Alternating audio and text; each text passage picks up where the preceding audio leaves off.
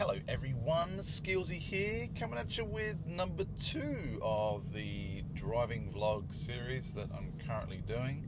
Not even a series really, it's like had one episode so far. So, yeah, really liked doing the first vlog. It was nice and free flowing, no format, no nothing like that.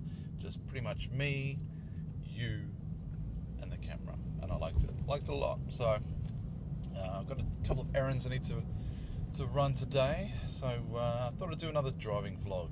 It's going to be Mother's Day tomorrow, so frantically running around for you know, all manner of gifts and stuff like that for my dear mum. Hello mum. So yeah, just going to go to the shops and see what I can pick up. Topics, right, topic.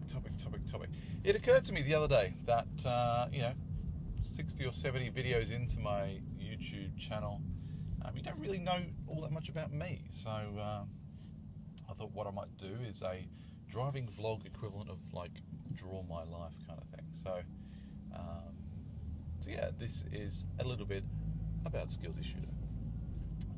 I am 35. Don't let the face fool you. I'm 35 years old.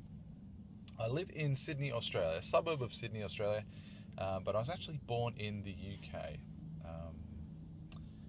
I was born in a town called Newport Pagnell, which is a place I know next to nothing about, apart from the signage that I see whenever I go back to the UK and visit my family and all that sort of stuff. So I know next to nothing about where I was born. I grew up in you know, moved around a couple of times, I suppose before the age of 3, lived in Milton Keynes for a while, and then made the move into a town in Hertfordshire, which, you know, basically formed, you know, the ages of 3 to 10.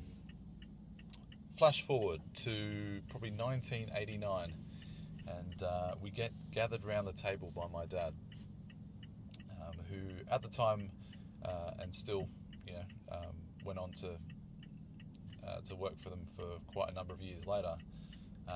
Basically gathered us around the kitchen table and said, "Kids," he'd just come back from a trip to Australia at that time, which would later formulate the basis of the big move, so to speak. So yeah, he gathered us around the kitchen table and said, "Kids, we're moving to Australia." I, at the time, didn't have a huge grasp on geography, so next thing you know, I'm running for the atlas or the encyclopedia to find out exactly what Australia was. It kind of sounded like Austria, so for a time there, I actually thought, you know, on a world map, it's probably only about that much. Oh, for fuck's sake, Jesus! That's what you're going to get with driving vlogs. You're going to get a bit of the road rage. Idiot just crossing the road. Yeah, so on a world map, you know, England to Austria is probably about that much. And I think that Dad corrected me at one stage and sort of went, no, sort of turn the page and go down to the bottom right-hand corner of the globe. That's Australia. Okay, cool. So you're 10 years old and you're kind of like, oh geez, look at that. Eleanor. Gone in 60 seconds. So yeah, so you moving to Australia. It wasn't until the March of the following year, 1990, that jumped on a plane. And this is what really irks me. I think the company that Dad worked for flew us out business class. The only time I've ever flown business class in my entire life. And I'm at an age where, you know, classes don't really mean anything to me. My legs are swinging. I'm getting all this beautiful food, probably lots more leg room. And I didn't take advantage of it, stupidly. Whereas now, you know, business class would be an absolute godsend. So yeah, we moved out of here in the March of 1990. Only just had our anniversary actually recently, 24 years since that historic day.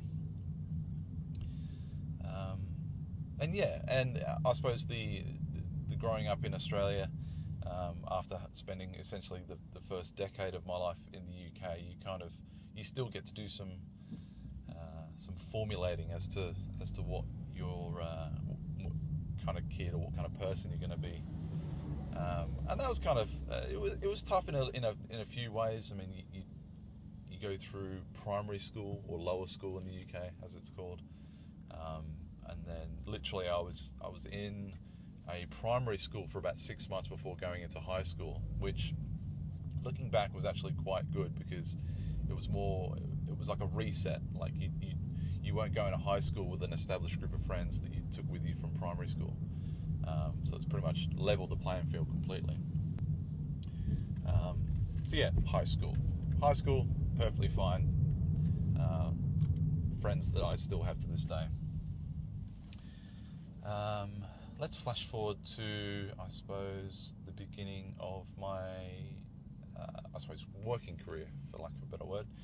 I originally didn't go to university. I knew I didn't really want to go to university.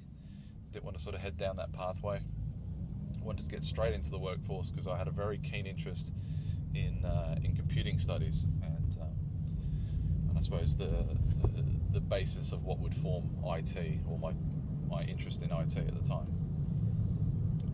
I went and did some tertiary courses just in website production and management, all that sort of stuff, before sort of thinking, you know what, I obviously need a full-time job, and I've done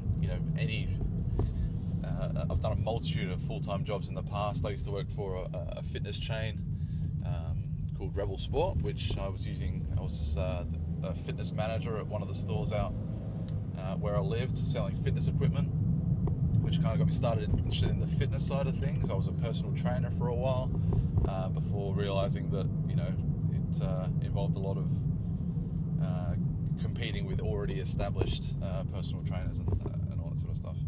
So it kind of gave that away, even though I wanted to still maintain a sort of relatively fit lifestyle. Played basketball all my life, played basketball for about 20 odd years now, and I won't give that up until my knees blow out, which ironically might be in the next 5 to 10 years. But yeah, so I was heavily interested in the IT side of things, but never really found a foundation to apply that to until I worked for an internet service provider in Australia, sort of in my early 20s. I think I was about 20, 21 years old. And at the time, it was kind of like customer service meshed with a bit of IT knowledge. I was on what would later be called like an online IT sort of help desk kind of thing. So it was quite a pioneering bit of kit that we were using at the time. It was like an online chat room, which would service people, stuff that you see nowadays, with Optus and Vodafone and other places that have stuff pop up to say, are you okay? Do you need sort of customer service?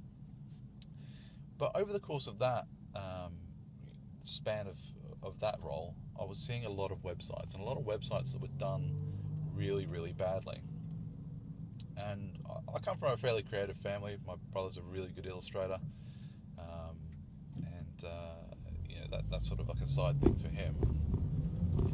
And I thought, I could be doing these websites a lot better, both in appearance and maybe learning the mechanics behind a website and how it works and all that, which then later caused me to sort of go, let's get out of this customer service lark, and I started my own small business doing website development and website design.